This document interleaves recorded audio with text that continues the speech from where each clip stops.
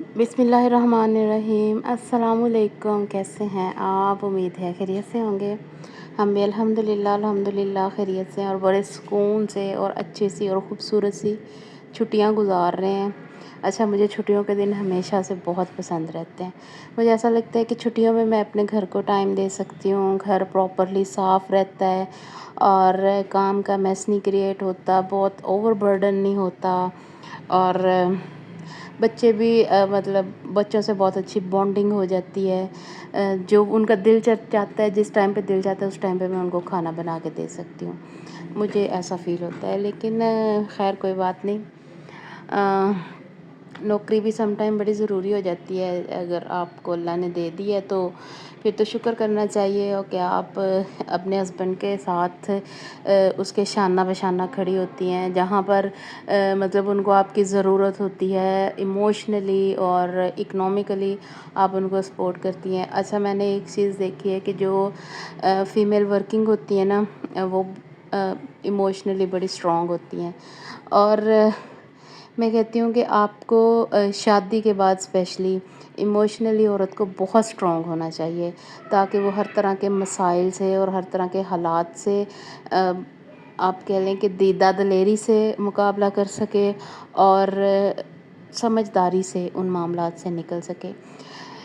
किसी भी मामले को ना हमें हल करना चाहिए, मतलब बजाय इसके कि हम उस मामले को चबाएं च्युइंगम की तरह, मतलब बार बार उसके ऊपर कन्वर्सेशन करें, डिस्कशन करें। अगर कोई इशू आ रहा है आपके घर में, इवन के मियाँ बीवी के दरमियान, आपके ससुराल में, आपकी नंदों के दरमियान, या अगर आप अपने मेके में भी इस तरह के इश्यूज़ को किसी किसी को सम टाइम फेस करते हैं, तो उस मसले को चिंगम की तरह चबाया मत करें।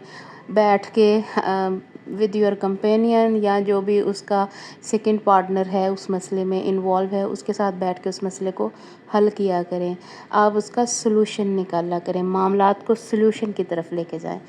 यकीन करें, जब आप मसलों को जस्ट एड्रेस करना छोड़ देंगे ना और उनके सलूशन की तरफ लेके जाएंगे उनको, तो आपकी ज़िंदगी में सुकून हो जाएगा।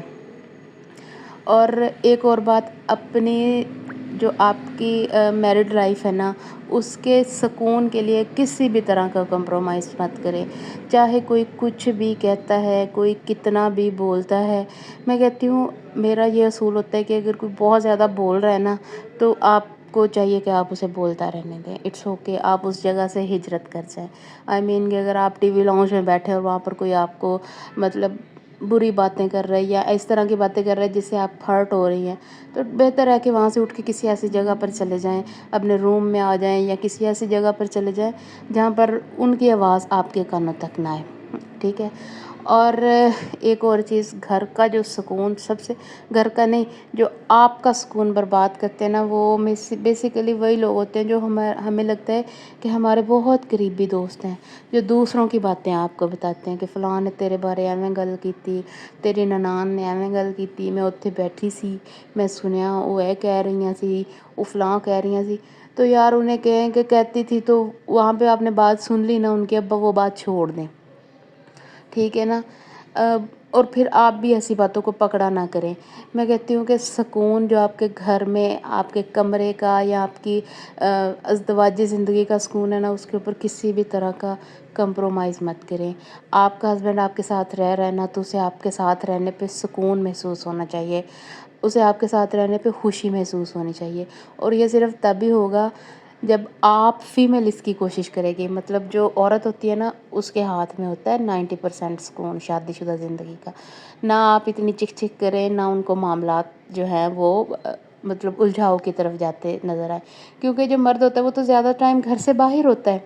घर के मामलात या घर की बेसुकूनी तो उसे तभी पता चलती है ना जब औरत बताती है। तो अगर हम बताएं ही ना इस तरह के मामलात, ठीक है, होता है सम टाइम बहुत सारे इश्यूज़ इस तरह के होते हैं जो बताने भी पड़ते हैं, लेकिन ज़रूरी नहीं है कि वो किसी ऐसे टाइम पे बताए जाएं कि जब उनको परेशानी हो रही हो।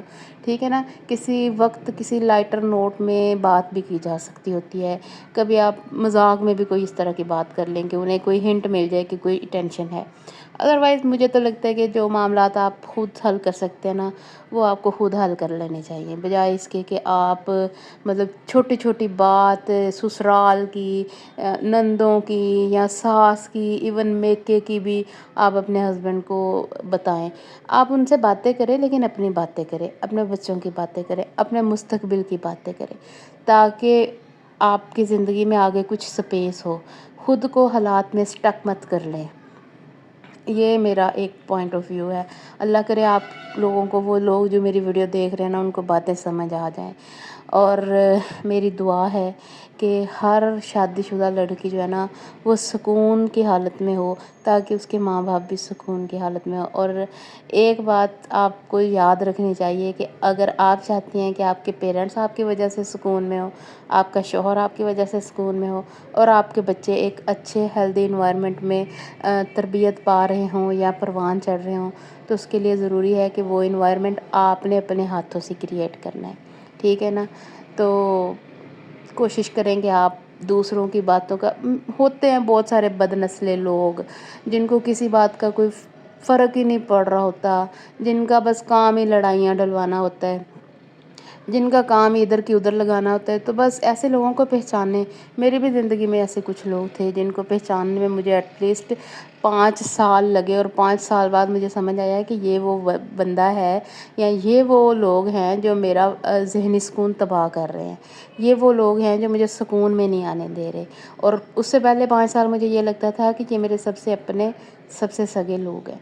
ठीक है ना? तो ऐसे सगों को पहचाने जो हमारी आस्तीनों में ही पल रहे हैं। तो मैं ये नहीं कहती कि आप उनसे लड़ लें, नहीं, आप मतलब बहुत सुकून से उनसे थोड़ा डिस्टेंस क्रिएट कर लें अपना। अगर बहुत ज़्यादा आप उनको कॉल करते हैं तो फिर मत करें, ऐसे लोगों को कॉल तो मत ही करें जो बहुत फ्रिक्वेंटली चुगलियाँ करते हैं आपसे, क्योंकि जो चुगलियाँ होती हैं ना, जिनसे अल्लाह ताला ने मना किया है, वो हमेशा डिप्रेशन का शिकार कर देती हैं आपको। तो बेहतर है कि खुद को समझाएं, खुद को संभालें, और सबसे बड़ी बात, खुद को पहचानें। अल्लाह आप सबका हामी और नासिर हो। मेरी वीडियो को लाइक कीजिएगा और चैनल को सब्सक्राइब कीजिएगा। Thank you.